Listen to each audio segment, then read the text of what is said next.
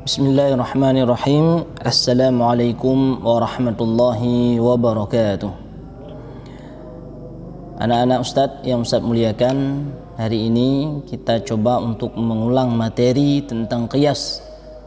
Kemarin sebelumnya kalian sudah Ustadz amanahkan untuk menerjemahkan halaman 1 dan halaman 2. Mungkin dengan pengulangan ini kalian bisa mengecek kembali terhadap apa yang sudah anak-anak semua terjemahkan, mungkin benar, mungkin juga salah. Jadi tolong nanti dicek kembali. Baik, pelajaran kita hari ini ialah tentang bab qiyas. Apa itu qiyas? Jadi sebelum kita belajar terlebih jauh tentang qiyas, maka ada baiknya kita mengulang tentang dasar daripada qiyas, yaitu pengertiannya. Buka halaman, bagi yang ada buku usahakan buka halaman 67. Bagi yang enggak ada buku maka tolong dicatat apa yang Ustaz sampaikan. Makna al-qiyas lughatan secara bahasa ialah at-taqdir. Apa itu at-taqdir?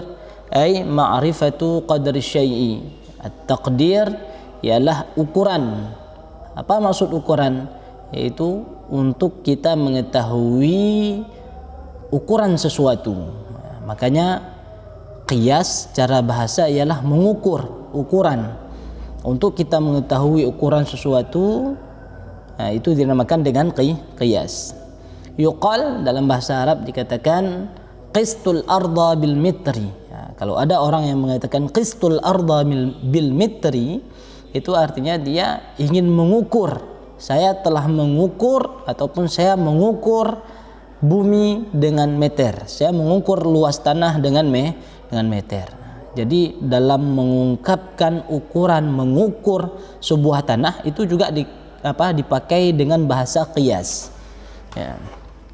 Jadi qiyas ini dalam bahasa Arab secara bahasa artinya ukuran.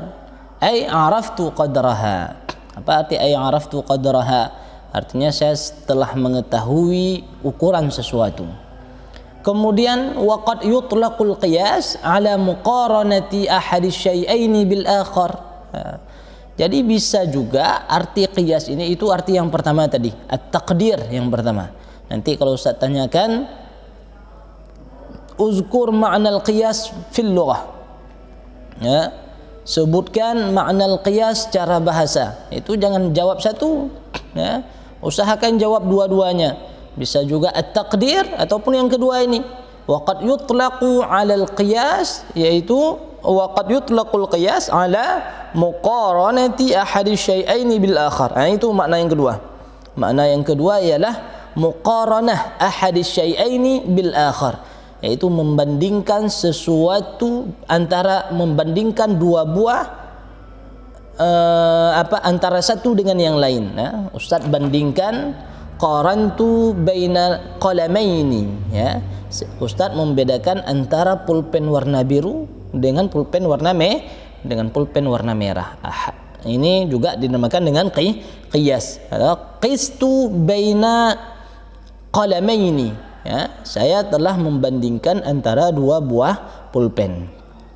Maka arti qiyas juga ialah perbandingan, membandingkan antara satu dengan yang lain. Ataupun di dalam kitab dikatakan yuqal qistu bainal kursaini, ya. Dibilang qistu bainal kursaini, saya telah membandingkan antara dua buah kursi. Ai qarantu bainahuma li ma'rifati miqdar kullum minhuma bin nisbah ilal akhar. Artinya apa? Saya membedakan antara keduanya untuk mengetahui kelebihan masing-masing antara satu dengan yang lain. Baik, itu saja yang anak-anak perlu ingat. Pengertian qiyas secara bahasa yang pertama tadi at-taqdir, ukuran, untuk mengetahui ukuran baju, misalnya qistus thawba bidzira', saya mengukur baju dengan alat ukuran baju, ataupun qistul arda bil mitri, saya mengukur tanah dengan meter. Ya, yang pertama at-taqdir. Yang kedua makna qiyas tadi ialah muqaranah ahadi syai'aini bil akhar, yaitu membandingkan antara makna yang satu dengan makna yang lain. Kemudian antara satu dengan yang lain. Kemudian al-qiyas istilahan. Nah, apa arti al-qiyas istilahan? Al-qiyas istilahan huwa ilhaqu amri ghairi mansusin ala hukmihi asy-syar'i bi amrin mansusin ala hukmihi lishtirakihima fil illah. Nah, itu bukan la syitra ya. Itu salah tulis. Yang betulnya lishtira, lam bersambung dengan huruf shin ya. Lishtirakihima fil illah, fi illatil hukmi ya. Ilhaqu amrin ghairi ilhaqu amri ghairi mansusin ya. Ilhaqu amri ghairi mansusin ala hukmihi asy-syar'i bi amrin mansusin ala hukmihi lishtirakihima fi illatil hukmi. Jadi pengertian qiyas secara istilah ialah ilhaqu amrin. Arti ilhaq ialah menyamakan sebuah perkara ghairu mansus, yang perkara tersebut tidak ada nasnya. Mansus artinya nas, ada teks ya. Ada teksnya baik di dalam Al-Quran ataupun di dalam sunnah Rasulullah SAW. Tetapi perkara yang lagi ingin kita qiyaskan ini, perkara yang sedang kita alami ini, dia tidak ada nasnya di dalam Al-Quran. Misalnya ganja ya. Ganja nggak ada dalam Al-Quran, nggak ada dalam sunnah. Nggak ada orang ketika mencari di dalam Al-Quran la tashrabul ganju, nggak ada ganja dalam Al-Quran. La tashrabus sijar, apa sijar? Rokok ya. Nggak ada rokok, nggak ada dikatakan la tashrabur rokok ya, ataupun sijar. Jadi perkara ini tidak ada di dalam Al-Quran, nasnya tidak ada, teksnya tidak ada, sehingga perkara yang tidak ada tersebut diqiyaskan, dibandingkan dengan perkara yang hampir sama miripnya dengan perkara yang ada nasnya dalam Al-Quran. Misalnya ganja diqiyaskan dengan khamar misalnya. Khamar ada teksnya di dalam Al-Quran, innamal khamru wal maisir sesungguhnya khamar dan maisir dan perjudian, wal ansabul azlam rijsum min amali syaitan, itu adalah perbuatan dari salah satu perbuatan dari perbuatan syaitan. Sedangkan perkara yang kita bahas ini tidak ada nasnya, teksnya di dalam Al-Quran, sehingga dibandingkan dengan perkara yang ada teksnya di dalam Al-Quran. Makanya dibilang sini apa? Ilhaqu amrin ghairu mansusin ala hukmihi ya. Ilhaqu amrin ghairu, Ustaz baca tadi ghairi ya, ghairu mansusin ala hukmihi, yaitu membandingkan sebuah perkara yang tidak ada nasnya, teksnya di dalam Al-Quran ala hukmihi asy-syar'i, terhadap sebuah hukum syara'. Ketika dibilang hukum syara', kita langsung terpikirkan wajib, sunnah, mubah, makruh, haram ya. 5 hukum syar'i dalam mazhab Syafi'i ya. Jadi ketika dikatakan apa hukum menghisap rokok, nggak ada di dalam Al-Quran, nggak ada yang katakan tentang wajib, nggak ada yang katakan tentang sunnah, nggak ada yang katakan tentang haram. Tetapi perkara yang sama dengan rokok ada nggak? Ada. Makanya ini adalah pembahasan masuk dalam bab qiyas. Jadi menyamakan perkara yang tidak ada nasnya di dalam Al-Quran tadi secara hukum syara' dengan perkara bi amrin mansusin ala hukmihi asy-syar'i, dengan perkara yang ada nasnya secara hukum di dalam Al-Quran. Ganja dalam Al-Quran apa hukumnya? Nggak ada.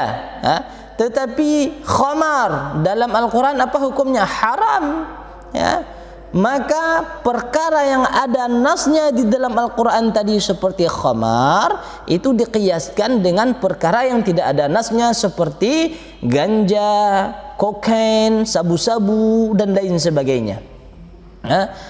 Kenapa Ustaz bisa disamakan? Lishtirakihima fi illatil hukmi. Karena ada kesamaan antara kedua mereka.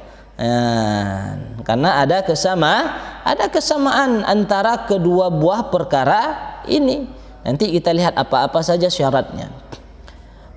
Bayanu al-murad minal ilhaq huwa al-kashfu. Apa tadi? Kan di dalam pengertian secara istilah tadi, arti ilhaq apa? Ustaz bilang tadi apa? Menyamakan sebuah perkara. Kita lihat sekarang bayanuhu. Kita ingin jelaskan tentang ilhaq. Makna ilhaq, al-murad minal ilhaq, pengertian daripada ilhaq ialah al-kashfu wal idhar lil hukmi. Ingin mengungkapkan perkara, atau izhar, ingin menampilkan, menunjukkan, mempertontonkan lil hukmi. Jadi ilhaqu amrin ghairu mansusin ialah ilhaq amra ghairu mansusin, artinya berarti ingin menampakkan sebuah perkara yang tidak ada nasnya secara hukum di dalam Al-Quran, diangkat perkara tersebut. Makanya al-kashfu wal idhar, dipertontonkan, diangkat perkara tersebut supaya kita tahu terhadap hukumnya. Kemudian walaisal murad isbatul hukmi wa insya'uhu. Bukan maksud ilhaq di sini ialah menetapkan hukum, tetapi ialah dia ingin mengetahui apa hukumnya ini. Li'anna al-hukma tsabit. Kita balik halaman selanjutnya. Li'anna al-hukma tsabit lil muqis alaihi wa innama ta'akhkhara dhuhuru ila waqti bayanil mujtahid. Kenapa isbatnya itu tidak sekarang, tetapi nanti setelah seorang mujtahid sudah tahu hukumnya, barulah di situ ditetapkan hukum. Sudah tahu kita ternyata rokok itu ada kemiripan dengan khamar misalnya, ataupun ganja ada kemiripan dengan khamar misalnya. Maka setelah seorang mujtahid itu mengetahui hukumnya, maka barulah bisa ditetapkan bahwa hukum ganja tersebut hukumnya adalah haram.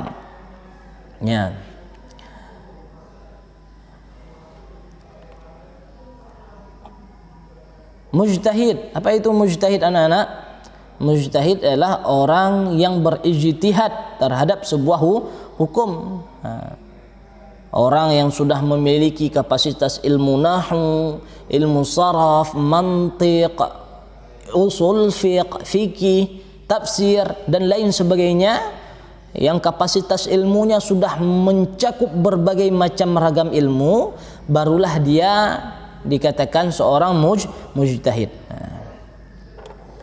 Kama huwa fil maqis alaih. Wa ala hadza qala al ulama. Halaman 68, ada buka semuanya. Halaman 68 dikatakan wa ala hadza qala al ulama al qiyas mudharun lil hukmi.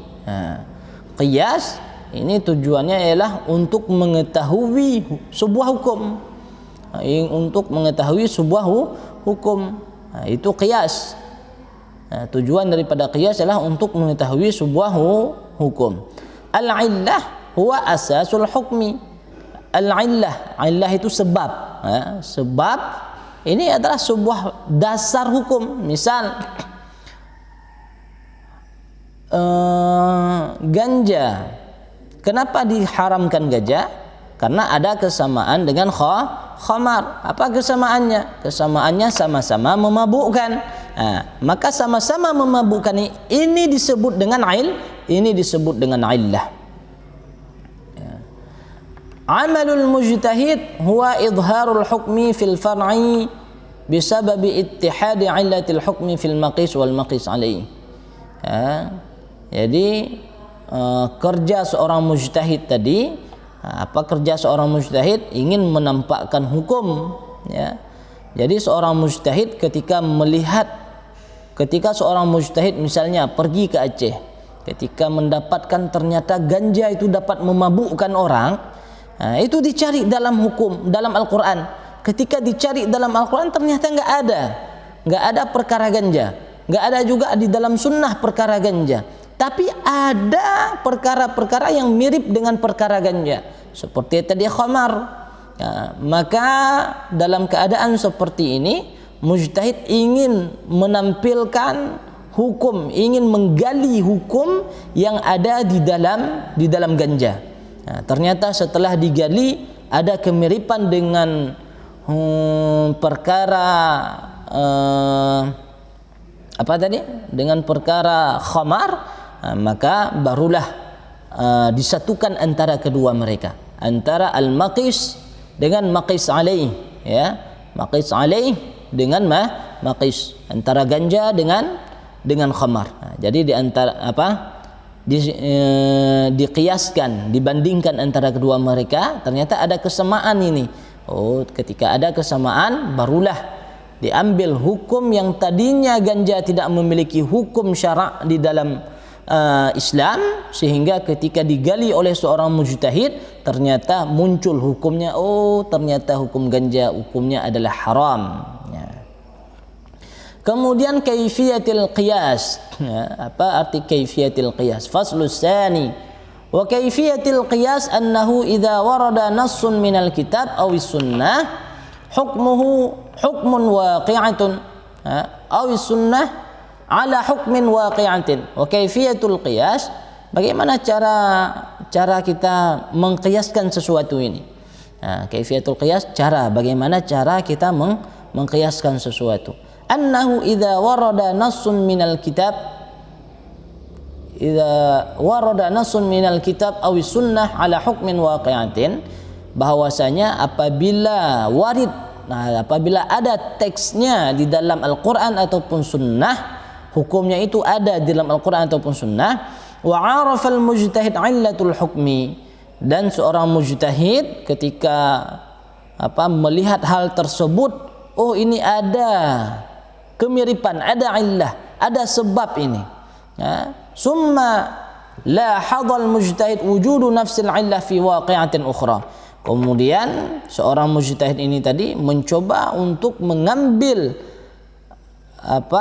perkara yang ada hukumnya di dalam Al-Quran, seperti tadi khamar, illahnya ialah memabukkan. Sebab kenapa khamar itu memabukkan?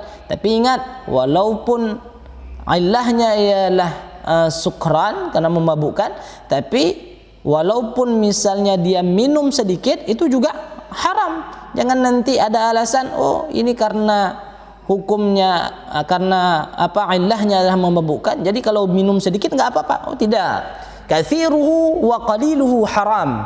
Banyaknya dia minum ataupun tidak, tetap hukumnya adalah haram. Wa yaghlibu 'ala dhanni wujudul ishtirak fil hukmi. Wa yaghlibu 'ala dhanni. Maka ketika kita memperhatikan antara dua buah perkara tadi, ternyata kesamaan illahnya, penyebab illahnya tadi berada pada taraf tingkat keyakinan dhan. Kemarin kan ada kita bilang bahwa tingkat keyakinan yang paling atas itu yakin, 100% kita yakin. Itu 100%. Tingkat keyakinan 100% itu dinamakan yakin. Di bawahnya sedikit ini dinamakan dengan dhan, sekitar 75%.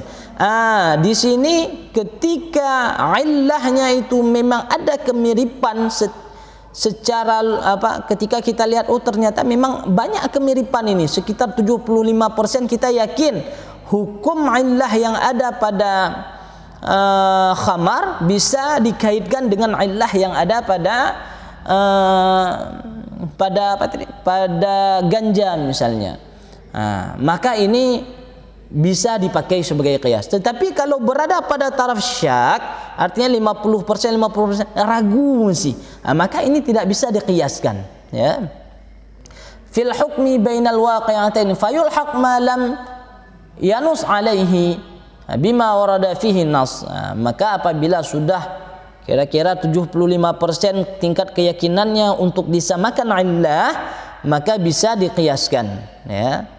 Diambil hukum yang ada pada khamar, kemudian dipakai kepada, juga bisa dipakai hukumnya kepada ganja. Khamar hukumnya haram, maka ganja juga hukumnya haram. Ada kesamaan illah. Apa kesamaannya? Saling sama-sama memabukkan. Kemudian wa yusamma hadzal ilhaq al-qiyas. Maka ini barulah dinamakan dengan qiyas. Apabila kita sudah menyatukan antara kedua buah perkara tadi, barulah bisa dikatakan perbuatan ini adalah perbuatan qiyas. Misalul qiyas, misal halaman 68 masih paling bawah. Contoh qiyas yang ada dalam kitab, innallaha nassa ala tahrimil khamri. Ya, Allah Subhanahu wa taala mengharamkan kita terhadap pemakaian khamar. Innamal khamru wal maisir wal ansab wal azlam rijsun min amali syaitan. Seperti Ustaz jelaskan tadi, bahwasanya sesungguhnya khamar dan maisir wal ansab wal azlam rijsun min amali syaitan. Fajtanibuh di sini. Hukum mana haram? Itu larangan dari Allah, fajtanibuh. Fajtanibuh itulah maksud daripada larangan. Kita dilarang oleh Allah, fajtanibuhu la'allakum tuflihun. Kita dilarang oleh Rasulullah, oleh Allah Subhanahu wa taala terhadap khamar. Ingat kemarin Ustaz sudah jelaskan tentang bahwa larangan itu bisa mengarah kepada haram, bisa juga mengarah kepada makruh. Perintah itu juga bisa mengarah kepada wajib, bisa juga mengarah kepada sunnah.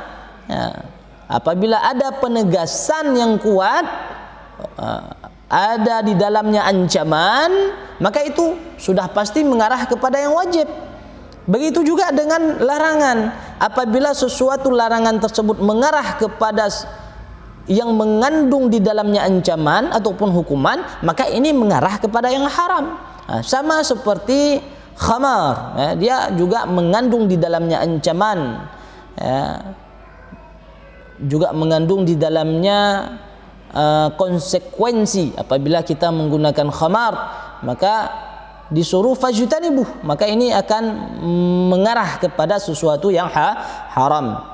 Dalam hadis, sebuah hadis dikatakan, barang siapa yang meminum khamar thumma lam yatub, kemudian dia tidak taubat dari perbuatannya, dia tidak akan minum khamar ketika dia berada di dalam syurga. Bahkan Nabi SAW menjilid orang-orang peminum khamar. Wa qad adraka al-mujtahid anna 'illat at-tahrim fil khamri huwa al-iskar. Seorang mujtahid ketika melihat ayat ini, innamal khamru wal maisir, ketika melihat ayat tersebut, maka tahulah beliau ternyata illah, sebab pengharaman daripada khamar huwa al-iskar, yaitu memabukkan. Li'annahu yatarattab alaihi wuqu'an mafasidin diniyatin wa dunyawiyyah. Karena dengan kita meminum khamar, ini dapat menimbulkan kerusakan baik dari segi agama ataupun dari segi dunia. Dari segi agama misalnya, ketika kita minum khamar dalam salat, sebelum salat kita pergi ke dalam salat, kira-kira salat kita menghadap Allah atau masih menghadap khamar? Pikiran kita enggak jelas, ya. Ketika orang lain Allahu Akbar, maka orang yang minum khamar bisa jadi dia takbirnya Allahu Akbar. Ini penyebab daripada khamar. Kemudian dapat dunyawiyah, dapat merusak perkara yang bersifat duniawi. Orang yang meminum khamar bisa jadi dia membunuh orang lain. Padahal orang gila apabila membunuh orang lain, dia tidak terjadi hukum kepadanya. Tetapi karena dia merusak otaknya sendiri, dia merusak pikirannya sendiri, maka ya tarattab alail hukmi. Maka dari segi dunia dia bermasalah, maka dari segi agama dia juga bermasalah. Paham anak-anak? Jadi jelas di sini illah daripada persamaan yang bisa diangkat antara khamar dengan perkara ganja dan lain sebagainya, itu adalah al-iskar, itu karena perkara yang memabukkan. Tapi ingat, kecil dia, sedikit ataupun banyak kita minum, dia tetap haram. Wa 'inda at-ta'ammuli wajada al-mujtahid anna al-iskar yatahaqqaq aidan bi syarbin nabidh, dengan meminum air anggur, fayakunu an-nabidh mulhiqan bil khamri fi hurmati tanawulihi. Itu dulu. Kalau sekarang banyak kokain, sabu-sabu, ganja, lem, bisa jadi itu lem, ataupun ada spidol, banyak. Tingkah orang sekarang biar supaya pikirannya itu rusak, macam-macam ditiupnya, dihirup, itulah. Fal khamru aslun. Nah, maka di sini hukum asalnya mana? Perkara asalnya adalah khamar, Fal khamru aslun wan nabith far'un. Ganja, kokain, sabu-sabu itu adalah perkara fara'. Arti fara' ialah cabangnya. Kalau tadi aslun itu dasar, perkara dasar. Karena dia ada dalam Al-Qur'an. Sedangkan khamar, ganja itu kapan dapatkan? Setelah itu baru orang tahu hukum tentang ganja. Dulu di zaman Nabi ada dibahas masalah ganja, enggak ada. Sabu-sabu di zaman Nabi ada dibahas, enggak ada. Yang ada tepung kanji mungkin. Tepung terigu, tapi masalah sabu-sabu tidak ada. Kemudian wal hukmu at-tahrim. Hukum asalnya apa? Haram. Kemudian illah jami'ah bainahuma. Kemudian illah yang dapat digabungkan antara kedua mereka, sebab pengharamannya itu karena adanya sama-sama memabukkan. Maka apabila kita sudah tahu hukum asalnya perkara dasarnya, kita sudah tahu perkara cabangnya, kemudian kita sudah mengetahui hukum asal daripada perkara dasar tadi yaitu haram, maka barulah bisa kita kiaskan antara kedua perkara tersebut. Oh, ini kita juga sudah mengetahui illah antara kedua mereka, barulah apabila 4 syarat ini sudah terpenuhi, perkara dasar, perkara cabang, kemudian hukum asal, kemudian illah antara kedua mereka, barulah bisa kita kiaskan kepada hukum, kepada perkara yang belum ada nasnya di dalam Al-Qur'an ataupun hadis. Faslul as-salis. Ini rukunnya, arkanul qiyas. Apa arkanul qiyas? Aslun, yang pertama al-aslu. Arkanul qiyas yang pertama al-aslu, yaitu mahallul hukmi alladhi sabata bin nas, yaitu perkara yang ada nasnya di dalam Al-Qur'an, itu aslun.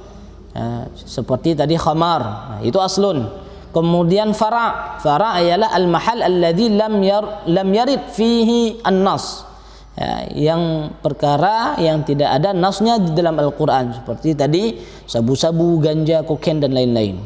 Kemudian fara' illah ialah sifat al-wasfu alladhi bunya alaihi hukmul asli, yaitu sebuah sifat yang dibangun di atasnya hukum dasar. Apa sifat yang tadi pada hukum dasar? Yaitu karena khamar, seperti memabukkan. Ini illah, dicari kesamaan illah antara kedua buah perkara. Kemudian baru yang keempat hukum dasar. Hukum dasar haram pada khamar. Maka setelah kita ketahui haram, illahnya juga sama, maka barulah bisa kita pakai hukum haram yang ada pada khamar dipakai kepada ganja dan lain sebagainya. Wallahu a'lam bissawab. Semoga bisa bermanfaat buat anak-anakku sekalian dan para penonton semuanya. Bila ada kata yang menjanggal, tolong diperbaiki demi kemaslahatan umat. Amin amin ya rabbal alamin. Assalamualaikum warahmatullahi wabarakatuh.